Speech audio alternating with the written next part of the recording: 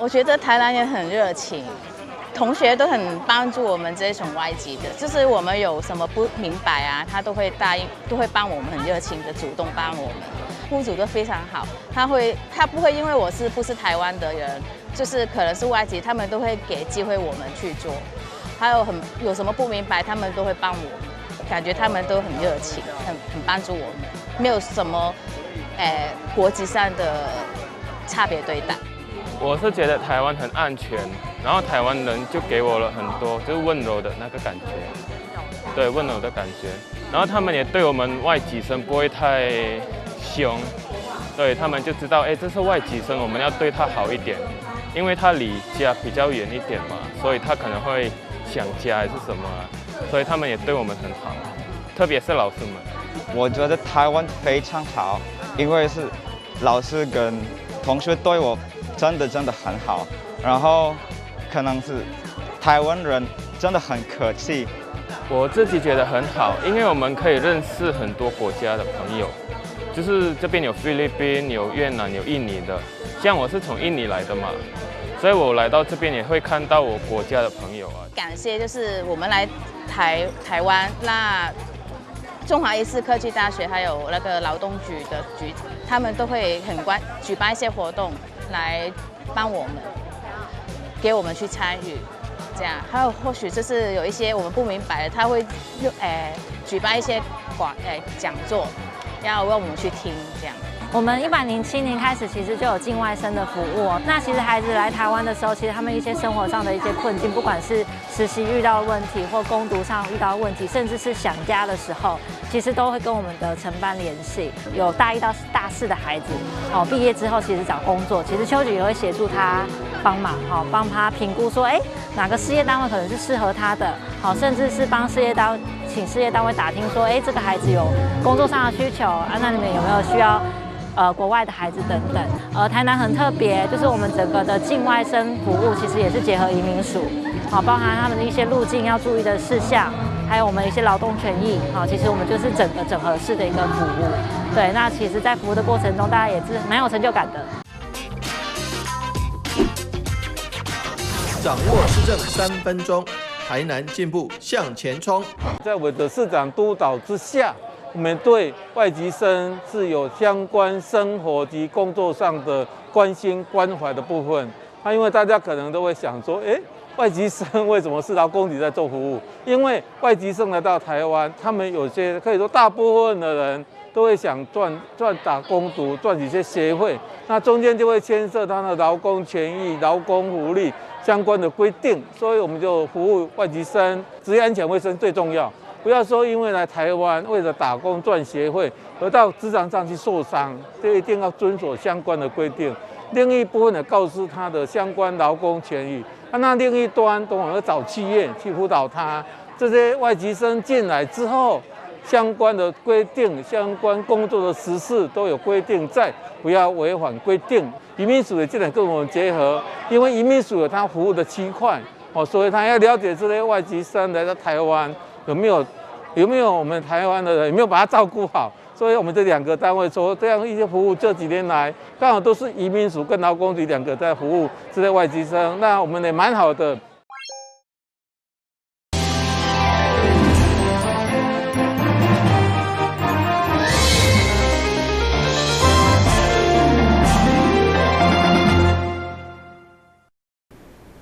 大家好，我是陈碧纯，欢迎收看5月17号礼拜3的中嘉台南地方新闻。为了去除行人地压的恶名，并且维护学生上下课的安全，立委林俊宪向营建署争取3700多万的专案补助，将南永上港、正学国小、甲嘉济高中周边的人行步道做征收，要幸福用路人安全舒适的空间。但市中西区学校密集，人车出入频繁，加上时间一久，人行步道受限连锁整的工法，甲环境严重，已经破烂，威胁用路人安全。为了摆脱行人地价的恶名，立委林俊宪会同在地议员，邀集相关单位实地会勘，透过争取营建署的专案，将南面上港、正下国小、加嘉泽高中等学校周边报道，投入3700多万来征收维护。营建署有特别编列通学步道的专案经费，那我们特别来争取在我们的学校密集的区域，尤其像中西区这种老旧市区，有很多很有传统的老学校。那其实它周边的人行步道都已经非常的破烂，各位可以看到，路面不止高度不平，甚至很多整个都几乎溃散了。这个如果走起路来真的是步步陷阱。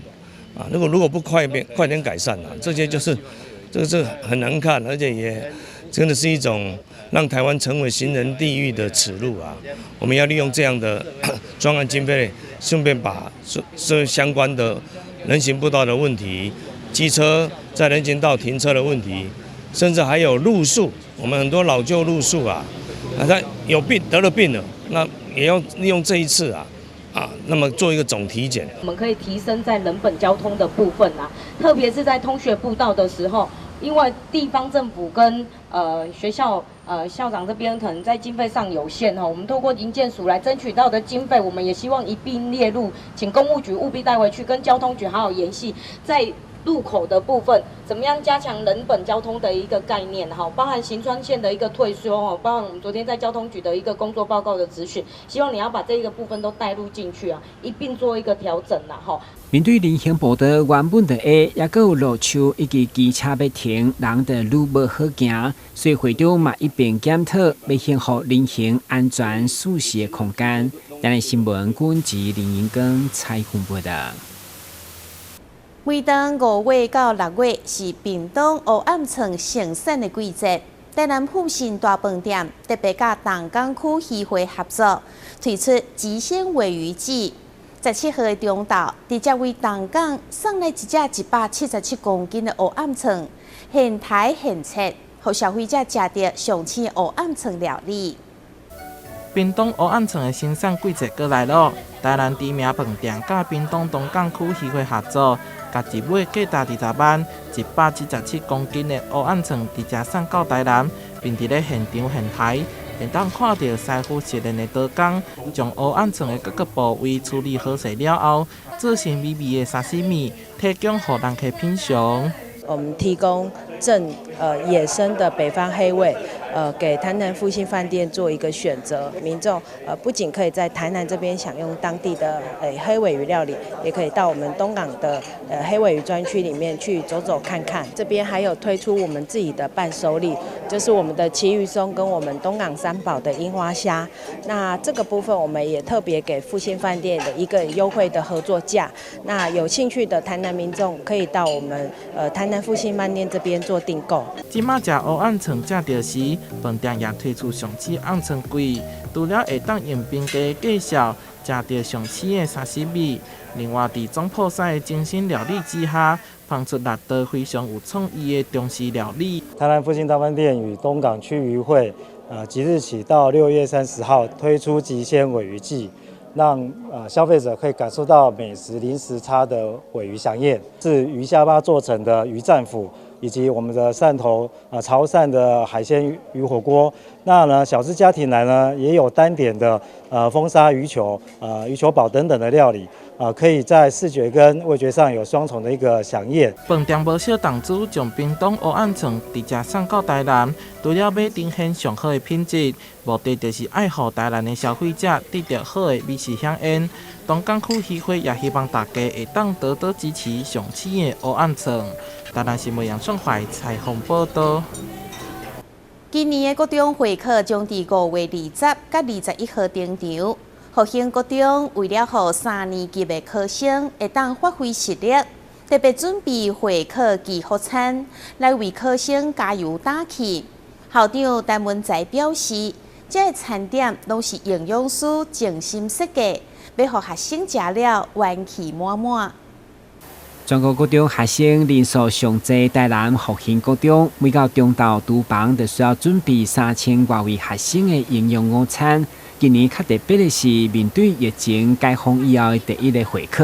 学校精心准备的午餐嘛要体验几好，包括白米印上对分成功、金榜题名的字样，以及向前步步高升的高升排骨顶3菜一汤加水果，每一项菜都好吉调，相当大心。有学生表达感恩，食甲甜甜有味，讲这是上好食的一顿。谢谢学校，就是很用心帮我们准备这样的午餐，然后我们也会在会考的时候拼尽全力。觉得很有祈福的感受。对，谢谢，就是在这段时间给我们的支持跟鼓励，就这样子。所以吃到这个餐点，会不会特别觉得很有祈福祝福的意思？有。大概哪些菜色让你特别感动？排骨吧。就是希望我们的成绩，就是不管在国中这个阶段，还是之后到高中到大学，都可以不断进步。我觉得今天的排骨非常好吃啊，就是吃完我觉得我可以拿5A加。对，我觉得这个菜啊，真是非常丰富。对，然后我觉得我吃了之后成绩会非常好，谢谢。就跟平常感受不太一样。对，因为其实今天我觉得特别好吃。学校都来准备兼顾营养加健康的午餐来加持，在地厂商马上来1500份的聪明虾饼来祝福复兴高中的考生，要互因炸着满满的元气，发挥上好的实力来应课。学校就是为了表达全校师生对于3年级会考的一个祝福所以我们有别于以往就是包高中之外那我们还有就是祭孔的祈福那也有到南圣宫呢去做一个文昌帝君的祈福那也准备了很多祈福的小东西例如就是神永牛奶糖神永牛奶糖，我们取这个谐音叫做神永。希望学生都能够在会考的时候表现非常的神勇。那另外呢，我们也在今天特别用就是会考祈福餐，然后呢在饭里面加了追分成功，然后金榜题名，以及我们所有的菜，比如说像开阳白菜啦、高升排骨啦等等的这些祈福的菜名然后呢希望能够用比较均衡的营养。来祝福我们所有的3年级的同学。追分成功，金榜题名，复兴国中，加油！台南新闻军籍林英光采访报道。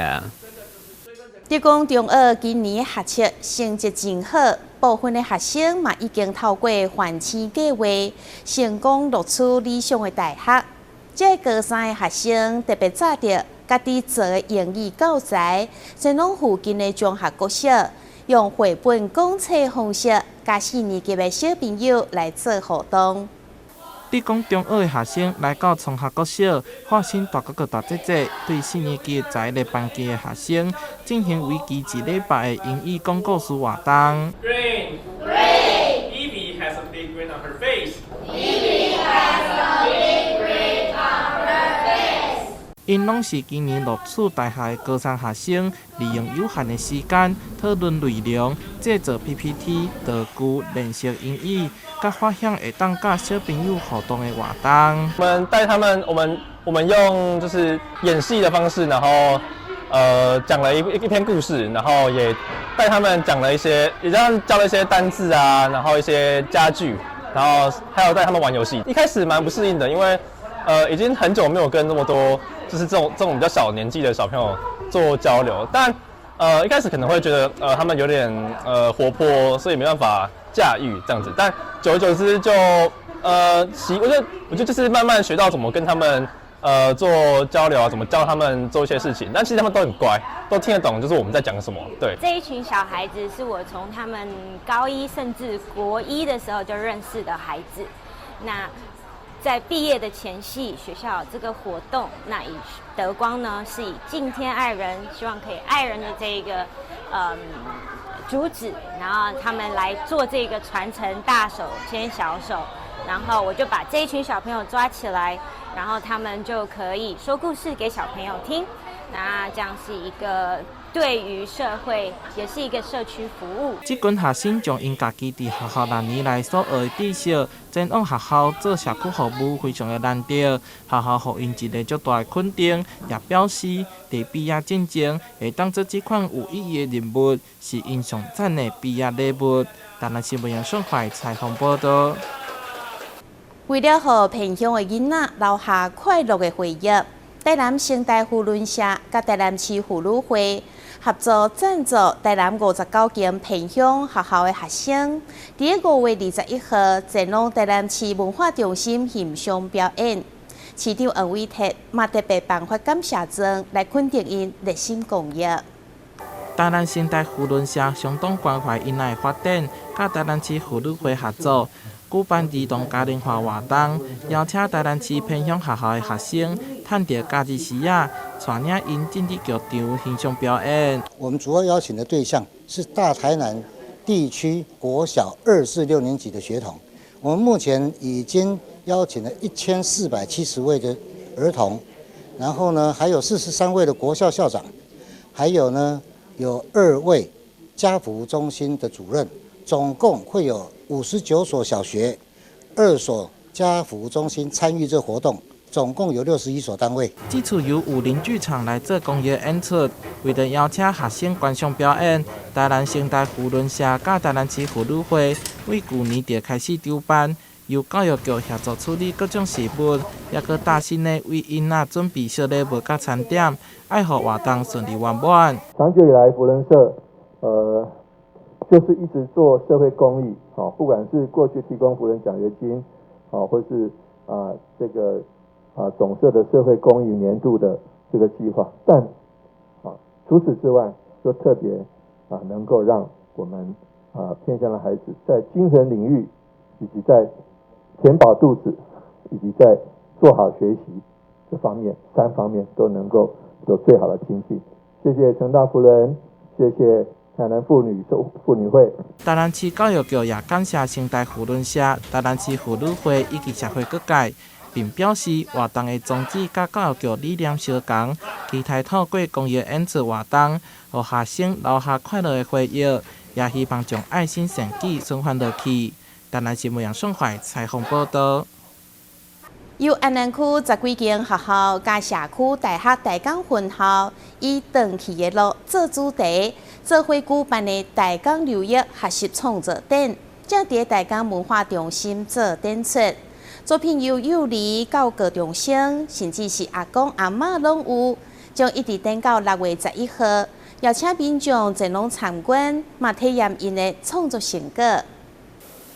迎接大港见证200档，这场伫大港文化中心的展览就相当特别，因为动员安区对幼儿园、小学一直到高中10几间学校的学生，透过因伫大港留学的观察甲学习，让作品参展，加上社区大学大港分校的阿公阿嬷嘛有实物标本的创作，会当讲留中青少世代重新认识因的故乡，展现共同守护大港环境的力量。不管是探索山海圳绿地生态，或是呈现文化路径地图、甲家族故事所制作的家谱，以及描绘挂乡甲武田的研究，都让学生收获满满。小台将长期进行竞题、水质检测、单车巡守，来宣导爱乡护水的理念。我们逐渐发现江南大镇的环境变干净了，有许多生物都回来了，生态也变得更丰富。在探索文化路径的时候，让我更进一步地认识我的家乡以及我所居住的这片土地，也体会到先民开垦的辛苦。在了解我的家族时，原本我以为我对我的家族已经了若指掌了，但真正了解过后才发现，其实我对他们就只有最初步、最基础的认识而已。异乡其实就是台江和台南在地的一个东西，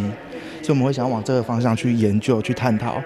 然后探讨就是那时候为什么土城异乡和西港异乡他们会断乡，以及他们的一些比较，然后我们同时也介绍了镇头文化和脚筋组织，因为本身我是金狮镇的，所以我对这个部分会比较有兴趣一点。想一个回家的路，因为我们要回到自己的家乡，绝对是希望了解过去的历史之外，还有要更重要的是要去建构一个永续的未来。你讲好，我们现代的生活能够有这样的生产生态跟这个生活三生共生的这样的一个环境营造。所以台江流域学习的探索与实作的这样的一个故事展，本身就是一个行动学习，也是一个积极公民的一个行动了也展现了台江21所国中小学本土教育到探索实作的这样的一种社会实践的这样的一个学习的故事。已经进入第2回台江流域学习故事展览，登记将到6月11號，邀請鄉親踴躍到台江文化中心欣賞因的創作。台南新聞軍籍林盈光採訪報道。高雄高山區一間歐美古董店，店內古董大多數攏已經有100多年的歷史，而且每一件古物攏有無同款的年代甲故事。現主時復古的風潮又閣流行倒轉來，使得一寡二手家具甲物品，嘛成為現代少年家追求的物件。帶大家做伙來看賣。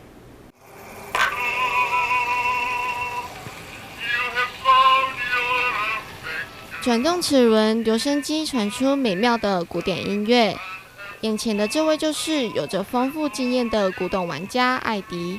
身为古董爱好者的他，收集了世界各地历史悠久的古物，也因为穿越了时间和空间，有着不同的年代和故事。他称他们为历史生存者。我们社会很多人不了解这种那么重要的东西，快不见了。所以我的工作是保护这一种的宝贝，然后希望一些人可以爱上到他们，然后可以带他们回家。曾经在南美洲从事贸易，多年后来到台湾，因缘际会下接手了这家古董店。对古董相当热爱的艾迪，投入这个行业后无法自拔，一开就开了7年。这一台是1897年，所以超过130多年，对，然后还可以用，就拿到他们的编织就是这种东西，对，蜡烛的。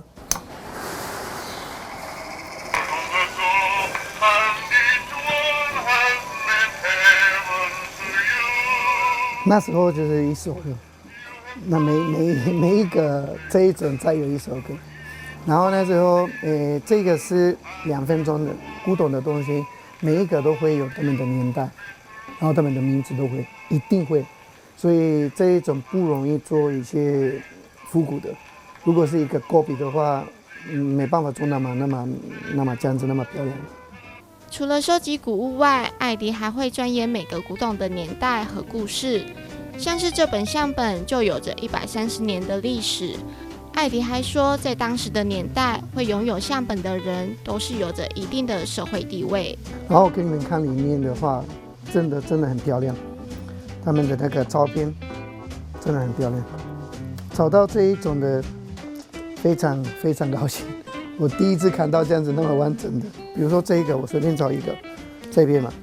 你看他的椅子、衣服，看到他们的那个服装，已经可以看到那个年代了。然后那时候都是木头的，然后如果你们看这边的话，他们不会用钉子做的，他们都用2个这样子就合起来，所以做的这样子一个东西真的很漂亮。不过古董的维修倒是一门学问。有一些收集来的古董其实并没有那么完好，要维修又没有相关的店家，艾迪只好自己来。